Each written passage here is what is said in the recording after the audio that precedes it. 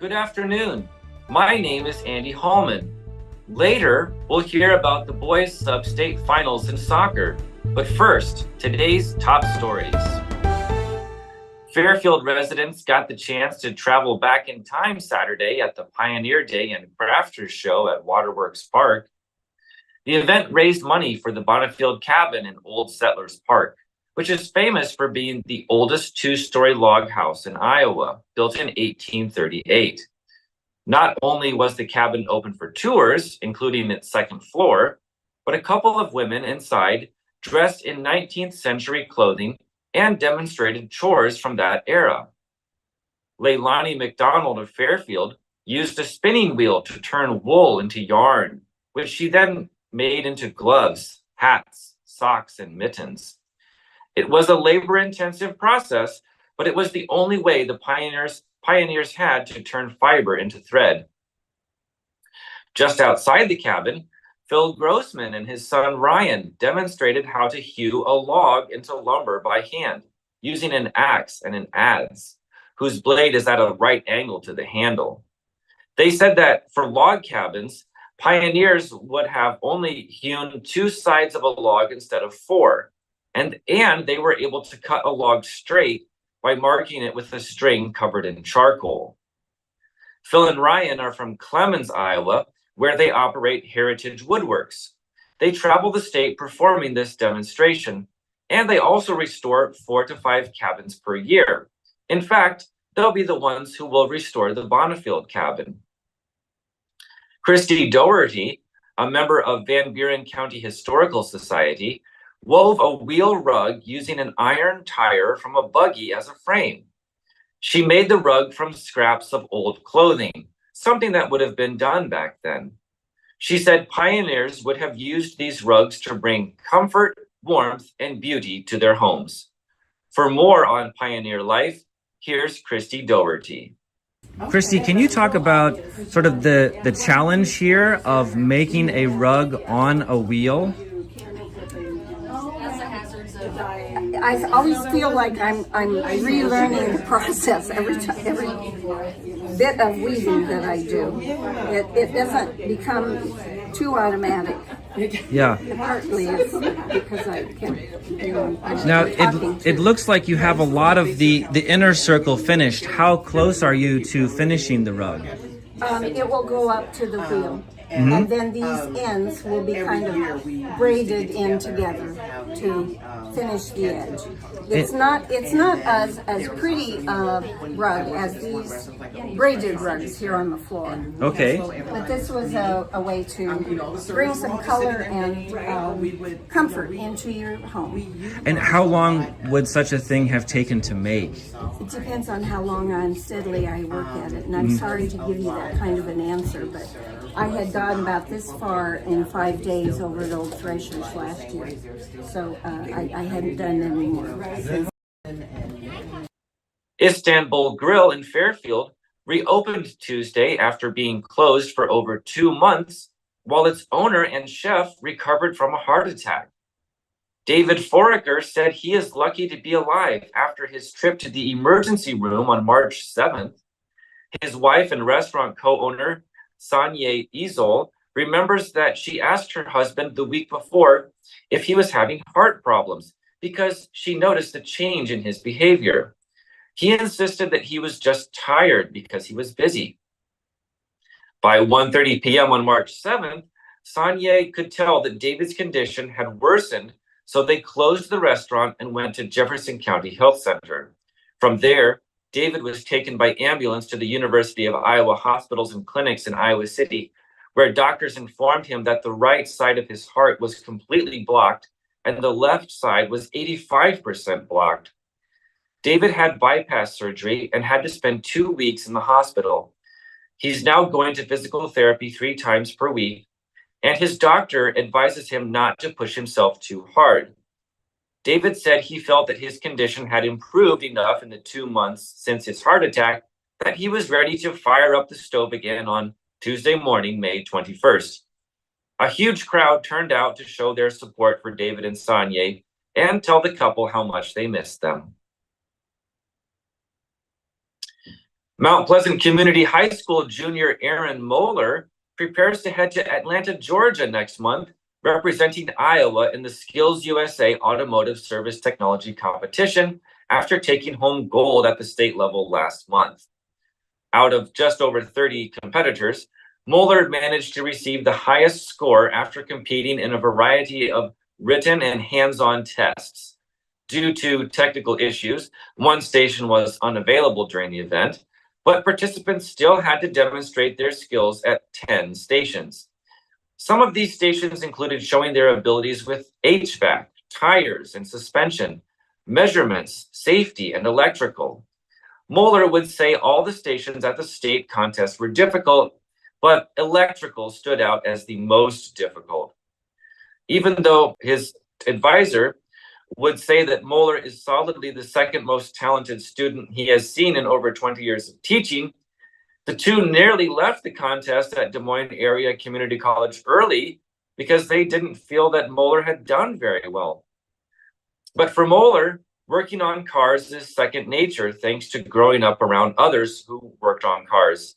Entering these Skills USA contests his freshman year didn't take much thought. He even managed to land a top 3 spot that year.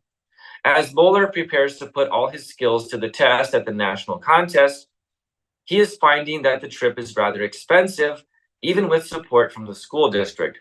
So, in addition to taking online tests prior to getting to the contest, Moeller's preparations will also include reaching out to local businesses and organizations for sponsorships.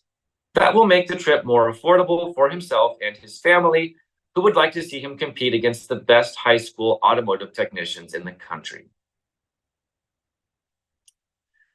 Summer is nearly here, and that means the Mount Pleasant Community Band is preparing for its 2024 performances. According to director Adam Krieger, the band is always looking for fresh new faces to join its ranks and add to the ever-growing sound of the community band, which will perform 4 times this summer. The band welcomes musicians of all backgrounds, and Krieger even offers to lend instruments to those wanting to play who don't have one. The band will perform on the following Thursdays at 7 p.m. in Central Park Square, June 13th, June 20th, June 27th, and July 11th, with rehearsals for each performance the Tuesday before at Mount Pleasant Middle School at 7 p.m. The American Legion in Washington will forego its usual ceremony at the West Fork Crooked Creek Bridge this year, but will still hold a flag raising and Memorial Day service elsewhere in town.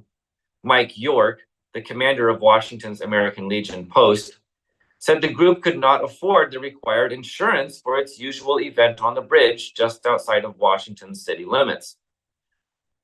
York said it would have cost the group $300 plus fees and taxes. In another departure from typical plans, the group will hold its 8 a.m. flag raising ceremony at the All Veterans Memorial on Lexington Boulevard in the far northeast side of town, rather than at the post office.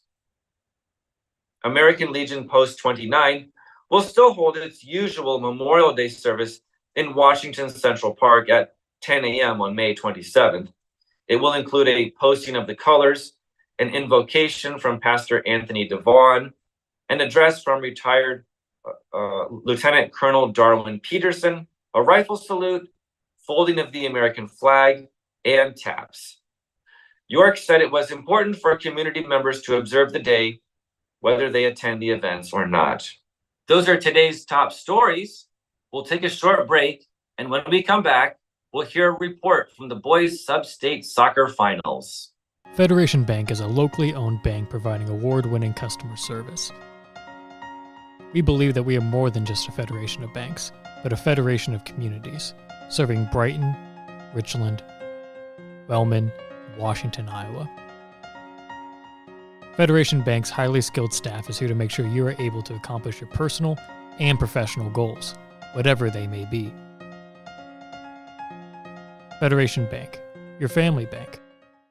Welcome back to Newsbreak, everybody. This is your sports editor, Andy Krutzinger, with your sports report for today, Thursday. And guess what, guys? I am on the road in my car on the way to Marshalltown, where New London and Highland girls golf teams are set for action. It's supposed to be a 2-day event in Marshalltown to decide who's the Class 1A girls golf champion. It might be a 1-day tournament because we got some rain coming in tomorrow. New London and Highland are among the favorites to do well up here. Mid Prairie is also playing today, Thursday, in the Class 2A championship. Nobody from the Union area in the 3A or 4A championship. And guess what? That's not all that's happening up north, because in Waterloo, Rumen Luau went 1-1 yesterday, did get a win, but also got knocked to the consolation bracket in the Class 1A boys tennis tournament. That's a Maharishi School student that plays for Fairfield. He is playing as I speak right now, started his day off at 9:30 a.m. this morning. And we also have the girls tennis players who have made it to state. They're in Iowa City right now, which is where I plan on being at the end of the day. That includes Shayna Santa from Mount Pleasant by way of Winfield, and also Ishita Mukadam of Maharishi and Maharishi's doubles team that made it up there. So they're going to be playing. Anybody who advances far enough, like Luau did in the boys, will be playing tomorrow, Friday, unless it rains out, then possibly Saturday. And if they're in the winners bracket, they'll be in the semifinals already. So you could have a champion crowned tomorrow. The highest seed in that one is Asanta. She got the 4 seed in the girls singles tournament. We had some soccer last night. Boys soccer sub-state finals. Mid Prairie and Washington were both up north. Both unfortunately fell. Washington falls 4-0 to Cedar Rapids Xavier in a true road game, and also in a true road game in Iowa City. Mid Prairie falls 2-0 to Iowa City Regina. Other than that, we've got baseball and softball just starting up. SEC baseball teams off to a roaring start in the first 13 games of the entire SEC non-conference schedule. The Southeast Conference, 12-1. That included a 7-0 start from Mount Pleasant, Washington, and Fairfield combined. And we'll be all in on summer sports next week. This is the end of spring sports this weekend. And that's the end of your sports report for today. When we come back, Alex has got your obituaries. In the heart of rural Iowa, where community matters most, the connections we make are made to last. Meet KCTC, your hometown internet, phone, and TV provider. At KCTC, we're not just about technology, we're about people. Our dedicated team are your neighbors, committed to bringing you top-tier services right where you live. We believe in giving back to the community that raised us. Experience the power of a real connection with KCTC. Join us in building a stronger, more connected Southeast Hello Iowa. and welcome back to Newsbreak. It is now time for your obituaries. Leroy George Van Winkle of Cedar Rapids passed away on May 20th at the age of 94. Sharon K. Kinnikis of Fairfield passed away on April 5th at the age of 79. A graveside service will be held at 11 a.m. on June 1st at the Postville Cemetery. Kyle Prentice of Balsam Lake, Wisconsin passed away on May 8th at the age of 62. A celebration of life will take place August 10th in the South Ballroom of the La Crosse Center starting at 11 a.m. Kathleen Kathy Joyce Billingsley of Brighton passed away on May 18th at the age of 65. Visitation was held today, May 23rd, at the Gibson Bode Funeral Home. Bessie Nadine Llewellyn of Washington passed away on May 21st at the age of 89. Andrew J. Cohen of Burlington passed away on May 15th at the age of 61. Andy's family will receive friends and family at 6 p.m. May 31st at his brother's residence. Martha L. Pratt of Salem passed away on May 21st at the age of 79. Funeral services will be held on May 25th at 10 a.m. at the Murphy Funeral Home in Mount Pleasant. That is your news for Southeast Iowa. I've been your host, Alex Snyder. This has been your news break, and I will see you